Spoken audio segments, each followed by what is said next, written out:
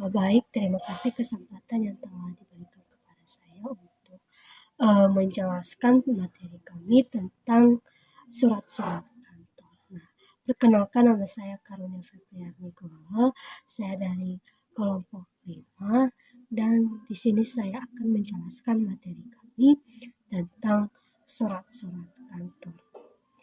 Nah, yang pertama yang akan saya jelaskan, yang pertama kita bahas adalah pengertian surat. Sebelum kita mengetahui bagaimana itu surat kantor, maka kita harus terlebih dahulu mengetahui apa itu surat. Nah, surat merupakan alat komunikasi tertulis dalam sebuah kertas sebagai sarana informasi dan komunikasi kepada pihak lain, baik atas nama pribadi atau instansi yang memiliki persyaratan khusus berupa notasi, pemakaian bahasa yang khas, serta pencantuman tanda tangan. Nah, dari pengertian tersebut dapat kita pahami bahwasanya surat itu merupakan alat komunikasi tertulis dan isinya menunjukkan apa maksud dan tujuan isi dari surat tersebut. Dan surat ini akan dikirimkan kepada pihak lain atas nama pribadi ataupun nama sebuah instansi. Nah, surat ini dibutuhkan sebagai sarana komunikasi yang bertujuan untuk menyampaikan satu informasi tanpa harus bertemu langsung dengan orang atau perusahaan yang bersangkutan dengan caranya diadakannya secara tertulis. Dengan adanya surat, maka seseorang ataupun perusahaan ataupun sebuah organisasi itu diharapkan dapat menyampaikan informasi secara lengkap sesuai dan dapat dipercaya. Jadi di saat kita memberikan sebuah surat, baik itu secara perorangan, baik itu atas nama perusahaan atau suatu instansi, maka kita harus menyampaikan informasi itu secara lengkap, sesuai, dan dapat dipercaya. Nah, ada beberapa definisi mengenai pengertian surat ini. Yang pertama yaitu menurut Suryani, di mana Suryani ini menyampaikan bahwa surat itu merupakan secari kertas atau lebih yang berisi percakapan atau bahan komunikasi yang disampaikan oleh seseorang kepada orang lain, baik atas nama pribadi maupun organisasi, lembaga, ataupun instansi.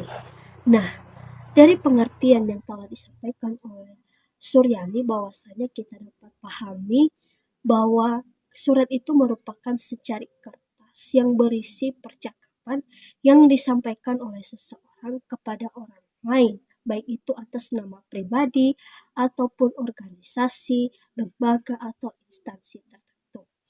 Udah, yang kedua yaitu menurut Sugiarto, di mana Sugiarto juga menyampaikan bahwa surat itu adalah alat komunikasi tertulis untuk menyampaikan pesan kepada pihak lain yang memiliki persyaratan khusus, yaitu dari segi penggunaan kertas, penggunaan model atau bentuk, penggunaan kode dan notasi, pemakaian bahasa yang khas, serta pencantuman tanda tangan.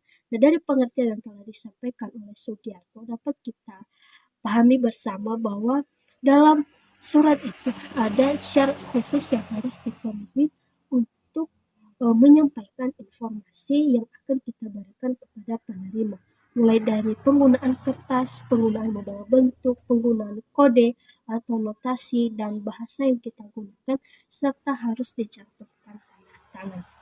Kemudian yang ketiga yaitu menurut Bartos, di mana Bartos menyampaikan bahwa surat itu adalah alat komunikasi tertulis yang berasal dari satu pihak dan ditujukan kepada pihak lain untuk menyampaikan warta. Dan kemudian menurut Marjo, di mana Marjo juga menyampaikan ada bahwasanya surat itu adalah komunikasi tertulis atau sarana untuk menyampaikan pernyataan maupun informasi secara tertulis dari pihak yang satu kepada pihak yang lain. Kemudian menurut Vinoza bahwa surat itu adalah informasi tertulis yang dapat dipergunakan sebagai alat komunikasi tulis yang dibuat dengan persyaratan tertentu. Nah, selanjutnya Menurut Suprato, bahwasanya pengertian surat juga dapat ditinjau dari beberapa segi. Yang pertama ditinjau dari segi sifat isinya, di mana surat adalah jenis karangan atau paparan karena di dalamnya si pengirim mengemukakan maksud, tujuan, atau menjelaskan apa yang dipikirkan dan dirasakan. Selanjutnya ditinjau dari wujud penuturannya, di mana surat itu merupakan percakapan atau dialog yang tertulis dari satu pihak pengirim kepada pihak penerima.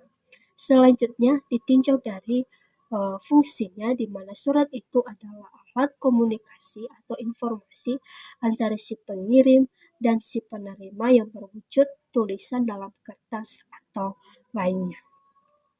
Nah, selanjutnya saya akan menjelaskan tentang fungsi surat, dan di sini nanti kita akan pahami bersama bahwasannya apa yang menjadi fungsi-fungsi daripada surat kantor. Nah, fungsi surat adalah sebagai alat komunikasi tertulis mengenai suatu hal tertentu secara jelas dan terperinci.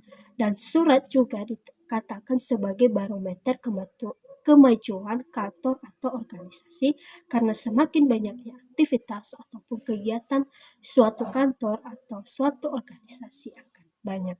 Nah, surat kantor ini berfungsi sebagai sarana komunikasi dan alat penyampaian pesan, di mana terutama berfungsi sebagai yang pertama wakil dari penulis atau pengiriman, kemudian pedoman dalam mengambil tindak lanjut perusahaan, alat pengikat atau berpikir, media alat bukti duta komunikasi, sebagai alat tata usaha, dan yang terakhir sebagai pengukur maju mundurnya aktivitas suatu usaha. Nah, dari fungsi-fungsi tersebut bahwa surat ini memiliki peranan penting dalam suatu aktivitas tertentu, baik itu dalam sebuah instansi, perusahaan, yang penting yang bersangkut paut dengan kantor. Nah, selanjutnya yaitu mengenai jenis-jenis surat, di mana jenis-jenis surat ini dibagi menjadi 4 jenis. Yang pertama, jenis surat berdasarkan sifatnya, kemudian jenis surat berdasarkan wujudnya, kemudian jenis surat berdasarkan keamanan isinya, dan yang terakhir jenis surat berdasarkan proses penyelesaiannya. Nah, yang pertama yang saya jelaskan yaitu tentang jenis surat berdasarkan sifatnya, di mana berdasarkan sifatnya surat ini dapat dibedakan menjadi 4. Yang pertama adalah surat pribadi, yang kedua adalah surat dinas, yang ketiga adalah surat sosial, dan yang terakhir adalah surat niaga. Kemudian jenis surat yang kedua yaitu berdasarkan wujudnya, di mana berdasarkan wujudnya surat ini dapat dibedakan menjadi 5. Yang pertama warkat pos, kartu pos, surat bersampul, kemudian memorandum dan nota, dan yang terakhir yaitu telegram. Kemudian jenis surat berdasarkan keamanan isinya, di mana berdasarkan keamanan isinya surat ini dibedakan menjadi 3. Yang pertama surat sangat rahasia, kemudian yang kedua surat rahasia, dan yang ketiga yaitu surat biasa. Kemudian yang terakhir adalah jenis surat berdasarkan proses penyelesaiannya, di mana surat berdasarkan proses penyelesaiannya itu dibedakan menjadi 3 juga, yaitu sangat segera, dan biasa. Baik, demikianlah penjelasan saya tentang materi kami tadi, dimulai dari pengertian surat, fungsi surat. Fungsi surat ini berkaitan dengan fungsi surat kantor, dan yang terakhir yaitu mengenai jenis-jenis surat. Untuk penjelasan selanjutnya akan dijelaskan oleh teman kelompok saya yaitu Delvin, dan demikianlah penjelasan saya. Jika ada kesalahan dalam penyampaian materi yang saya jelaskan, mohon dimaafkan dan dimaklumi. Dan akhir kata saya ucapkan terima kasih. Yahoo, sampai jumpa lagi. Melanjutkan materi kami bagian D, yaitu bentuk-bentuk surat. A. Full block style atau bentuk lurus penuh. Bentuk ini merupakan yang paling sering dipakai dalam prakteknya. Penyusunan surat ini dimulai dari bagian kiri. Ini juga berlaku untuk semua isi yang ada dalam surat mulai dari tanggal, isi penutup lampiran dan tanda tangan. Bagian 1. Kepala surat. Nomor 2. Nomor surat. 3. Tanggal surat. 4. Alamat. 5. Hal atau kepentingan. 6. Salam pembuka. 7. Isi surat. 8. Salam penutup. 9. Nama lembaga yang pembuatan surat. Ke-10. Nama tanda tangan. Ke-11. Jabatan dan tanda tangan. Selanjutnya lampiran. Selanjutnya tembusan dan inisial pembuatan surat dan pencatat. B. Block style dan bentuk lurus. Bentuk ini hampir sama persis dengan bentuk lurus penuh atau full block style. Namun, untuk bagian posisi tanggal, salam penutup, letak tanda tangan, ini diposisikan pada sebelah kanan surat. Surat ini biasanya dipakai untuk urusan birokrasi. 1. Kepala surat. 2. Nomor surat. 3. Tanggal surat. 4. Alamat tujuan. 5. Hal atau kepentingan atau perihal. 6. Salam pembuka. 7. Isi surat. 8. Salam penutup. 9. Nama lembaga yang mengeluarkan surat. 10. Nama tanda tangan. 11. Jabatan tanda tangan. 12. Lampiran. 13. Tembusan. 14. Inisial pembuat surat dan pencatat. C. Semi block style atau bentuk setengah lurus. Bentuk surat ini juga sangat persis dengan surat bentuk lurus atau block style. Namun, bedanya terletak pada posisi isi surat, di mana saat isi surat memasuki paragraf baru, maka kalimat awal akan ada indentasi atau penjorokan ke dalam atau satu tab ke kanan. Agar lebih jelas, simak gambar di bawah ini. Pada bagian ini. 1. Kepala surat. 2. Nomor surat. 3. Tanggal surat. 4. Alamat surat. 5. Hal atau kepentingan atau perihal. 7. Salam pembuka. Selanjutnya isi surat. Salam penutup. Nama lembaga. Jabatan. Nama tanda tangan. Jabatan. Lampiran, tembusan, inisial penulis. Selanjutnya 4. Indent style atau bentuk lekuk. Bentuk surat ini hampir sama dengan bentuk setengah lurus. Penyusunan pada indent style ini memposisikan alamat tujuan diawali dari sebelah kiri. Susunan kedua masuk 5 spasi dari awal baris pada baris berikutnya. Masuk 5 spasi dari baris kedua dan seterusnya. Sementara isi surat pada awal paragraf atau kalimat pertama akan ada indentasi atau penjorokan ke kanan seperti bentuk surat setengah lurus. 1. Kepala surat. 2. Nomor surat. 3. Tanggal surat. 4. Alamat tujuan. 5. Hal kepentingan perihal. Salam pembuka. Isi surat. Salam penutup. Nama lembaga. Nama tanda tangan. Jabatan, lampiran, tembusan, inisial penulis. Selanjutnya, 5. Hanging paragraf atau bentuk menggantung. Bentuk ini sangat persis dengan surat bentuk lurus, yang dimana bentuk menggantung ini pada sisi pengetikan awal alinea dan alamat diawali pada sisi kiri. Sedangkan untuk baris alinea berikutnya akan masuk ke dalam. 1. Kepala surat. 2. Nomor surat. 3. Tanggal surat. Selanjutnya alamat tujuan. Hal kepentingan perihal. Salam pembuka. Isi surat. Salam penutup. Nama organisasi. Nama pendatangan. Jabatan. Lampiran. Tembusan. Inisial penulis. Nomor 6. Official style atau bentuk resmi. Bentuk official ini sendiri memiliki 2 kategori, yakni baru dan lama. Gagasan tersebut merupakan hasil dari Pusat Bahasa Depdikbud.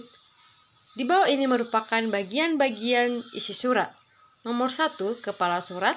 Nomor 2, nomor surat. Nomor 3, tanggal surat. Selanjutnya lampiran, hal kepentingan perihal, alamat tujuan, salam pembuka, isi surat, salam penutup, jabatan tanda tangan, nama penanda tangan, NIP atau NIK atau RRP, tembusan, inisial penulis. Bahasa surat. Dalam menulis surat yang baik juga harus memenuhi banyak syarat dan ciri-ciri. Surat yang baik haruslah objektif, sistematis, singkat, tidak bertele-tele, jelas maksud asalnya, lengkap isinya, sopan dan menarik wujud fisiknya. Berikut ciri-ciri surat yang baik. 1. Ditulis dalam bentuk yang menarik dan tersusun dengan peraturan menulis surat. 2. Tidak mengandung kata atau kalimat yang tidak berguna, tidak bertele-tele, lugas, dan mudah dipahami pembaca. Juga, penggunaan kata-kata yang dipakai harus jelas, tepat, sistematis, hemat, atau benar sesuai dengan tata bahasa Indonesia. 3. Menunjukkan budi bahasa, pertimbangan yang baik dan bijaksana. Nada surat harus hormat, sopan, dan simpatik.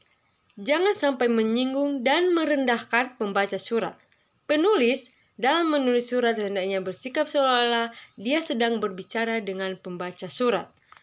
4. Tidak terlalu panjang. Surat harus praktis, estetis, dan menghindarkan dari salah pengertian. 5. Bersih dan format yang menarik. Penulis harus rapi dan tidak ada huruf yang bertumpuk dan cermat. Sekian dan terima kasih materi kami. Terima kasih.